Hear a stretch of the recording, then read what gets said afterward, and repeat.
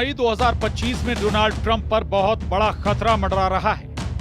इस महीने के आखिरी 6 दिनों के अंदर अमेरिका को लेकर 3 देश बड़ा फैसला कर सकते हैं। पहला है रूस, दूसरा है इजराइल और तीसरा है ईरान, जिसने बहुत साफ साफ कह दिया है कि वो चाहता तो किसी भी वक्त एटम बम बना लेता, लेकिन उसने ऐसा नहीं किया। क्या ये इजराइल और अमेरिका को बहुत बड़ी धमकी है? 24 घंटों के अंदर कुछ ऐसा होने जा रहा है जिसमें इस बात की गारंटी है कि मई का महीना ऐसी तबाही के साथ खत्म होगा जिसके बाद जून में सबसे बड़ा युद्ध होने का खतरा मंडराने लगा है।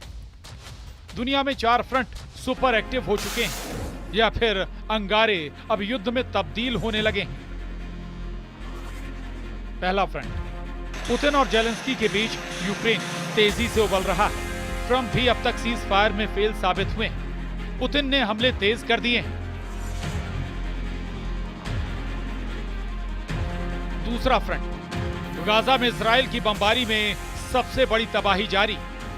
इजराइल के टैंक गाजा में टहल रहे हैं और अब इजराइल की फौज लगातार नाइट ऑपरेशन कर रही है।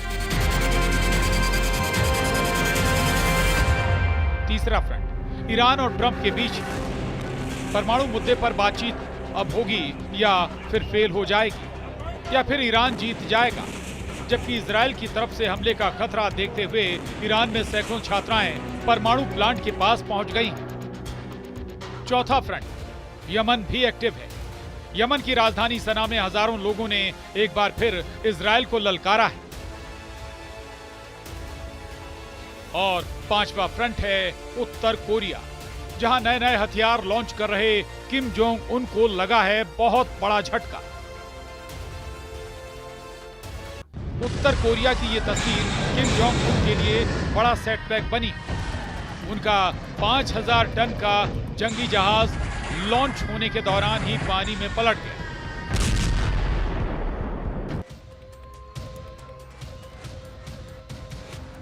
सैटेलाइट से ली गई ये तस्वीर पूरी दुनिया में वायरल हो गई और बहुत ही जिल्लत महसूस कर रहे किम जोंग उन ने अब इसके लिए शिपयार्ड के चीफ इंजीनियर समेत 3 लोगों को उल्टा लटकाने की तैयारी कर ली। लेकिन किम से ज्यादा टेंशन डोनाल्ड ट्रंप को हो गई, क्योंकि 2 फ्रंट पर ट्रंप को मुंह की खानी पड़ी। एक है यूक्रेन, दूसरा है ईरान। यूक्रेन पर पुतिन के मिसाइल और ड्रोन अटैक रिकॉर्ड तोड़ रहे हैं, जबकि ट्रंप की कोशिश सीज फायर की थी। वहीं ईरान ने सिग्नल दे दिया है कि वो यूरेनियम संवर्धन से बिल्कुल समझौता नहीं करेगा, फिर चाहे ये डील हो या फिर ना हो। उधर ईरान के विदेश मंत्री अब्बास अरागची का कहना है कि अमेरिका की तरफ से आए तमाम इंटरव्यू में कहा गया है कि ईरान को यूरेनियम संवर्धन बंद कर देना चाहिए।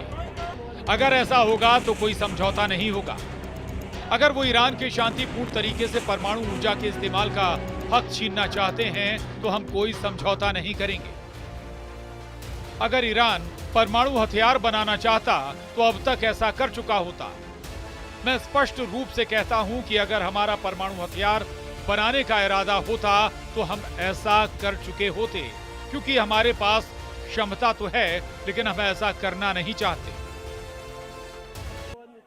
ईरान का रुख साफ है। ईरान ने 2 टूक बोल दिया है कि वो परमाणु बम नहीं बनाएगा। इस पर डील पक्की है, लेकिन वो यूरेनियम का संवर्धन रोक देगा, इस पर डील कभी नहीं हो सकती। परमाणु बम ना बनाना ये ईरान का हमेशा से वादा रहा है और अब उसकी शर्त बताती है कि ट्रंप और ईरान के इस परमाणु डील वाले मुकाबले में या तो वो जीतेगा या फिर ट्रंप की कोशिश फेल होगी। ईरान के कड़े रुख और पुतिन के मिसाइल अटैक के आगे डोनाल्ड ट्रंप लाचार नजर आ रहे हैं। ट्रंप को ईरान और रूस से लगातार ऐसा चैलेंज मिल रहा है जिसका जवाब उनके पास नजर नहीं आ रहा। यही वजह है कि इजराइल अब बहुत बेताब हो गया है, क्योंकि उसे लग रहा है कि जिस तरह ट्रंप यूक्रेन को लेकर पुतिन के सामने कमजोर पड़ रहे हैं, उसी तरह ईरान के आगे भी ट्रंप की बिल्कुल नहीं चल रही। या कहें कि ट्रंप के सामने ईरान ने ऐसी शर्त रख दी है जिसे माना जाए तो इजराइल हार जाएगा, और अगर ट्रंप ने उन्हें नहीं माना तो वो खुद हार जाएंगे। इजराइल ने अब लेबनान मोर्चा भी फिर से एक्टिव कर दिया। हिजबुल्लाह की लीडरशिप को खत्म करने के बावजूद इजराइल का ऑपरेशन खत्म नहीं हुआ है।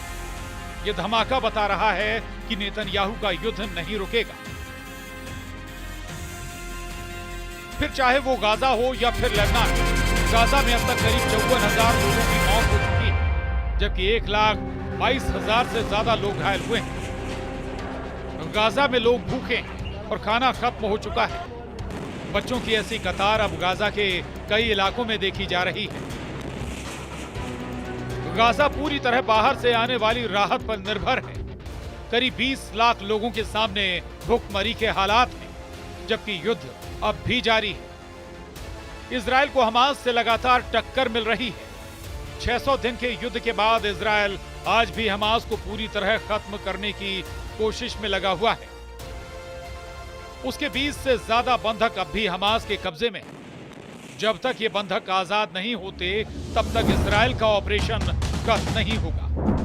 ये बात नेतन्याहू बार बार बता चुके हैं। यही वजह है कि अब इजरायल ने गाजा में ग्राउंड ऑपरेशन तेज कर दिया है। इजरायल के टैंक लगातार गाजा में ऐसे अंडरग्राउंड अड्डों की तलाश में लगे हैं जहां बंधक हो सकते हैं। वहीं इजरायल ने नाइट ऑपरेशन भी तेज कर दिए हैं। हालांकि इजरायल आज भी गाजा को पूरी तरह कंट्रोल नहीं कर पा रहा। इस बीच नेतन्याहू का फोकस ईरान पर है, क्योंकि उनको गाजा से बड़ी वॉर जोन ईरान नजर आने लगा है। Bureau report, news 18।